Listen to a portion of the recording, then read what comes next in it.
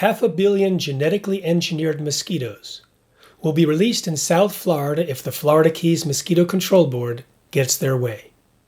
Beginning as early as August 2020, 175,000 gene-altered mosquitoes per household will buzz the Keys over 12 months.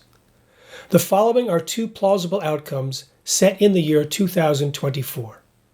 In the first, the bites from genetically engineered mosquitoes cause health problems. In the second, they do not.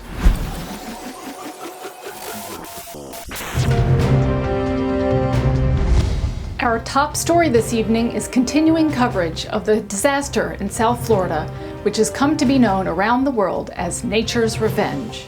The federal government today refused again, for the final time, to provide financial relief to the former residents and businesses of the Florida Keys, which have become a virtual ghost town. The once bustling tourist economy took its first hit in the summer of 2022, when a mysterious illness dubbed Key Fever spread among residents and tourists. Fearing another pandemic, CDC investigators quickly ruled out viruses, but the cause remained unknown until September of 24, when scientists tracked the outbreak to genetically engineered mosquitoes. Billions have been released since 2020 by the Florida Keys Mosquito Control Board, who ironically were attempting to reduce the mosquito population. Once the mosquitoes were identified as the culprits, tourism tanked. The reaction among residents was to empty the shelves of all the mosquito repellent and set new Florida-style trends of long sleeves and long pants. By the time that evolved into head nets and gloves, most people had left town. Neither the economic damage nor the mosquitoes stayed in the Keys. When the University of Miami lab identified a single genetically engineered mosquito in Fort Lauderdale, it caused a ripple effect all the way to Disney World, which soon reported a 50% drop in attendance. We turn now to Jeffrey Smith with the Institute for Responsible Technology, who warned of the health risks 10 years ago but was ignored. Jeffrey, what did we know in 2020 about the health dangers of these mosquitoes, which were created by a UK company called Oxitec? The most common result of genetic engineering is surprise side effects. Oxitec ignored this and did no substantial safety studies. In fact, I remember speaking with one of their senior scientists in 2014 after we both testified at the Mosquito Control Board in Key West. I asked Derek, had they ever tested the saliva from their genetically modified mosquitoes? We both knew that the saliva enters the bloodstream of anyone that the mosquitoes bites, and he said, we're just now testing to see if the protein that's produced by their inserted gene ends up in the saliva, meaning ends up in the bloodstream. Well, that's a good thing, right? By this time, they had already exposed the population of 4 countries to millions of their biting mosquitoes. In addition, they were doing the wrong test. I explained to Derek that the process of genetic engineering causes massive collateral damage, and that many other, even hundreds of other genes can change their levels of expression when a single new gene is inserted.